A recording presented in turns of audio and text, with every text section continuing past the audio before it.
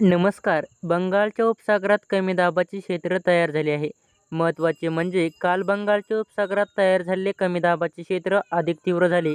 यामुळे गेल्या काही दिवसांपासून सुट्टीवर असणारा पाऊस पुन्हा एकदा सक्रिय झाला आहे. उद्यासुद्धा राज्यातील काही जिल्ह्यांमध्ये पावसाची शक्यता आहे.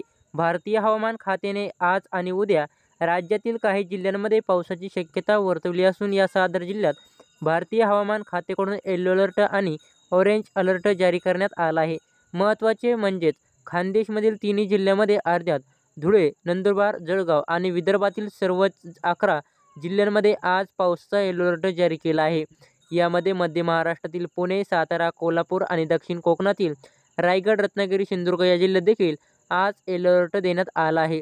11 सप्टेंबर उद्या मध्य महाराष्ट्रातील नाशिक, पुणे, सातारा, कोल्हापूर, दक्षिण कोकणातील रायगड, रत्नागिरी, सिंधुदुर्ग, मराठवाड्यातील छत्रपती संभाजीनगर, जालना, संपूर्ण खानदेश आणि विदर्भातील सर्वच 11 जिल्ह्यांमध्ये येलो अलर्ट जारी करण्यात आला आहे.